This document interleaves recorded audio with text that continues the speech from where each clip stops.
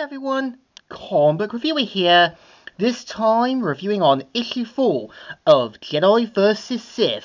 Now as you know, I have done issues 1 to 3 and now I'm on issue 4 that tells the origin of the Rule of Two and Darth Bane's potential new apprentice.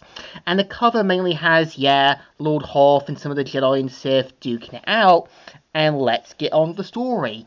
It starts off on the forest planet where, a big blast happens.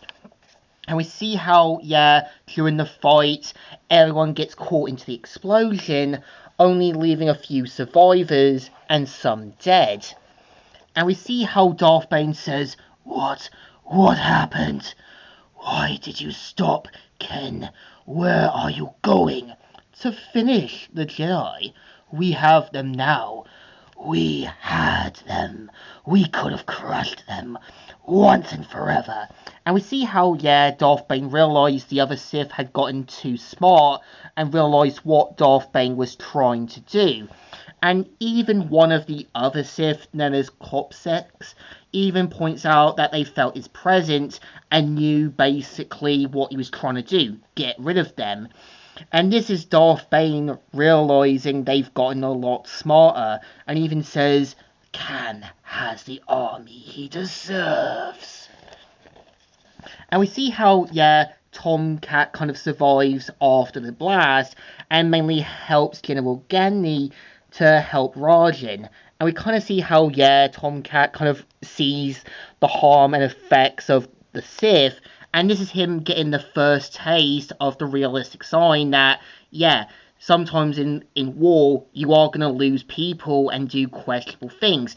And in his mindset, he thinks the Jedi were meant to be these awesome, amazing protectors, but failed to see that these were just songs and stories told by locals.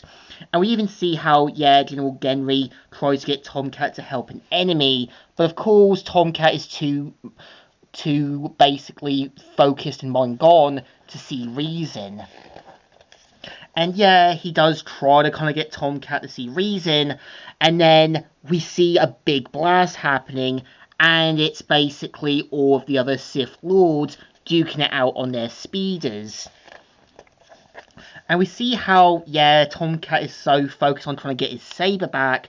We see how the other Jedi try to handle the situation, but no, Tomcat is too blinded to kind of get people to see reason. And we kind of see how, the other Sith try to blast him on the surface. And we see how they make it like this one big life and death situation. And we see how a big blast happens, and turns out it's major help from the sort of prince of a local planet who shows up. And we see how the young prince is known as Lord Farlara, who basically shows up with the extra help. And we see how Lord Hoth isn't happy to meet him because, he wasted time and effort. And we see how both of them have a different mindset. Lord Hoth kind of expecting things to be done the old-fashioned way and by the books. And we see how, he's even more furious that more Jedi got lost in the crossfire. And we kind of see Lord Hoth saying, Pacifica, yes, and Gale before him, and Chakla, and Tumma, today. Good night, everyone! You are a worthy Jedi, Princer. As an invite, you talk great, my Lord Father, into joining the rank of the Republic. I will fast for you. And a lot of good that will do for him. My lord, you are not just, I give you my word, that Khan will pay for this. Too late. And we see how, he leaves off after being insulted. And you can tell Lord Hoth is justifiably furious, because if you've lost a lot of good men, you aren't going to be happy about this. But of course, we see how, General Genra basically sees that the other Sith Lord, known as Ginfrey, basically wants to go back for round 2, and turns out the two have a past. And we do see that he tries to get her to see reason, to little to no avail. But the story makes it clear that due to Tomcat seeing things realistically and not realizing that, the effects of war and making himself look like a complete idiot had turned him into the dark side. And we see Tomcat saying, "The songs were wrong. You're not the one to celebrate. Don't do it, Tom. Don't go over to the..." And ends up kind of killing his general and leaves off with his new Sith master. And we see how, Bug actually learns to his shock and horror that his brother Tomcat killed a Jedi general and realizes this is all his fault, despite the fact that Tomcat did all these things to himself and refused to take any responsibility.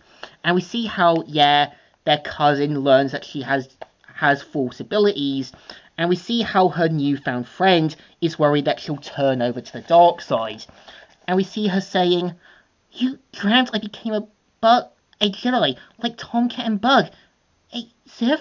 No, I don't want to. Tell me it's not true.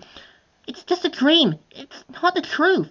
And this is where, she's worried that she'll turn over to the dark side, and eventually will, showing that, dreams as well as futures will always come true. And I think, issue 4 is definitely enjoyable. I think the story makes it clear that Tomcat was quick to see things, do things, and get things like some big golden opportunity, but failed to take any realistic responsibilities and see things realistically. Because if you fail to see things realistically, or don't really stop to think things through, or get greedy, you are going to get yourself into trouble, you're going to get punished, and sometimes you are going to fail to see any fault in your actions. So I think the story definitely deserves a thumbs up. Still good, and still alright. So, Comic Reviewer here, signing out.